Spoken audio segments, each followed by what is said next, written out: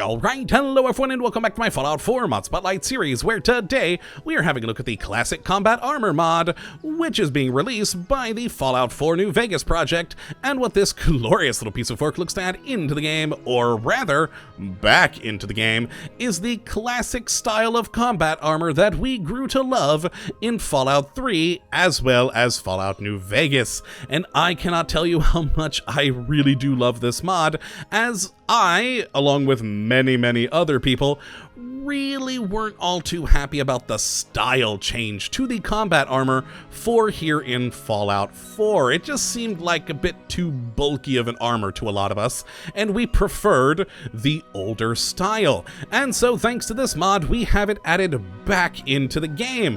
But for those of you who do actually enjoy the Fallout 4 style, you don't have to worry. This does not replace that armor. Instead, it adds it in as a whole new category of Army Battle Armor, and here it is in all of its glory, and isn't it beautiful? It of course does look very similar to the combat armor, but with, some obvious changes to its sleekness and bulkiness, etc., and of course very much more looking like that classic style of combat armor from 3 and New Vegas.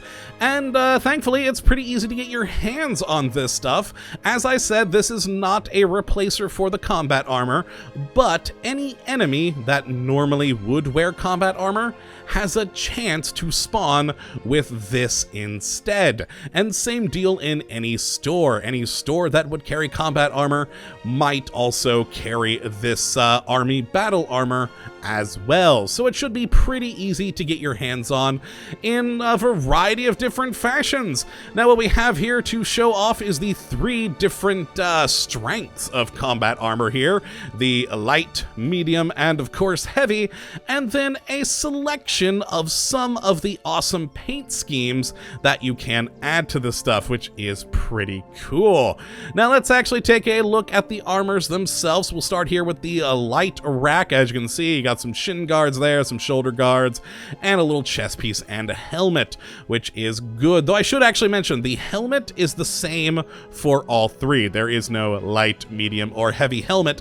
The only variation we have there is either no headlamp or headlamp. That's really your only options there.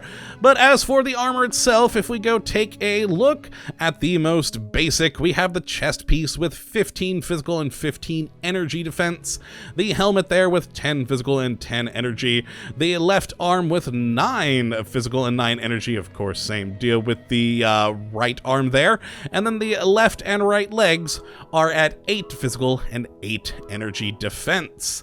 Now if we move on to the medium armor, of course looking a bit more sturdy with a few more bits and bobs of protection. Now this one, of course, helmet still the same. The chest piece will be at 25 physical and 20 energy. The left and right legs at 18 physical and 13 energy, and the right and left arms at 19 physical and 14 energy. Now then we move on to the heavy, which of course will give you the strongest of protections. And for this one, the chest piece will give you 35 physical and 25 energy, the left and right legs at 28 and 18, and the right and left arms at 29 and 19. And then in total, we have a whole load of other modifications you can make. These all do have with them all these standard armor modifications, so you can make them, pocketed, etc., to give you some more stats, and also do come in, I believe, 16 different paint schemes. It's either 15 or 16. I'm kind of losing my count at the moment. But yes, here is just a slight selection of them. Here we have on this mannequin, the Dirty Battle Armor helmet, the Gobi Battle Armor on the left arm, the Urban on the chest piece, the Institute on the left leg, Railroad on the right arm, and the Ranger on the right leg. So a lot of different color schemes on that one. And on this particular model, we have the Brotherhood of Steel chest piece, the Enclave battle helmet, the Talon, of course, on the right arm, shadowed on the left leg. The left arm is the Naval battle, and the Vault Tech on the right leg. All very cool, and I actually am missing a couple of them, including what I'm wearing, which is the SWAT armor. Oh yeah, look at that. And with my marine wetsuit underneath, very cool look. Gotta love it. Clothing with the little SWAT insignia there, and we also have some sort of SWAT crest on the side. Very, very cool with the heavy army battle armor here. A very awesome piece of work, and of course with the functioning headlamp, which is always cool. So instead of the Pip-Boy light, we have a proper flashlight looking forward. Now let's actually go look at all the armor modifications, etc. Well, not all, of course, as like I said, it has all these standard modifications for each of these things. So let's actually just go into, well, what the heck, just the left arm here. And in the top bit, we can choose between the light, medium, or heavy armor designs for you to get that extra defense. We then have the paint schemes here, where we start with the army. Only the helmet seems to have the dirty army paint. I haven't seen it on any of the other armor pieces. But then we have Brotherhood, Enclave, Gobi Campaign, Institute, Minutemen, Navy, Railroad, Rangers, SWAT, Shadowed, Talon Company, Urban Camouflage, Vault Tech, Winterized, and finally Woodland.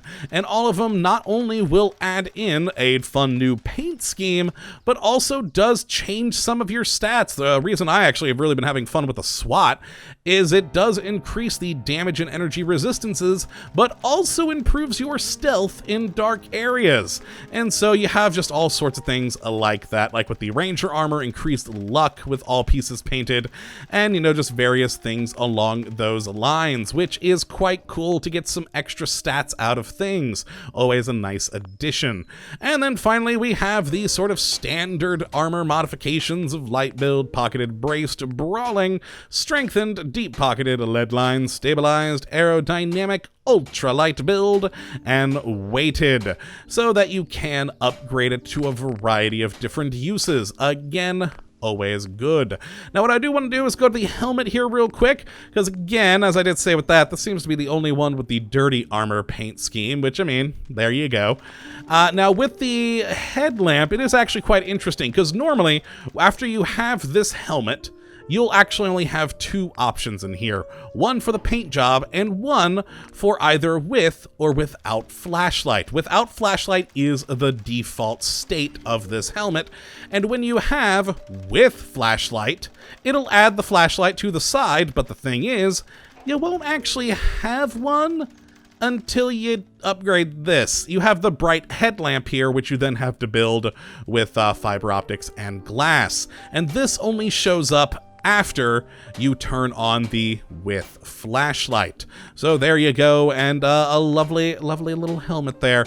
And yeah, you gotta love this thing. It is a lovely selection of armor modifications of different types of, or classes rather, of armor, and then a whole load of great paint schemes, which is just wonderful, so that you can, you know, make the style all your own, which is always a fun thing to have in any game, so you can really reflect what you want it to be. Or, of course, you could go for some just gaudy monstrosity like I've created on these two mannequins, and just go with the hodgepodge look. You know, whatever floats your boat. But that is really it for this episode. If you would like to check out this armor for yourself, and I would definitely recommend that you go and do that, you can take a look at the link in the description as per usual. But that is going to be it for today, my friends. I hope you all have enjoyed, and of course that you do come back for the next episode, when hopefully we'll be looking at yet another wonderful mod. But until that time, thank you for watching, and as always, have a good one.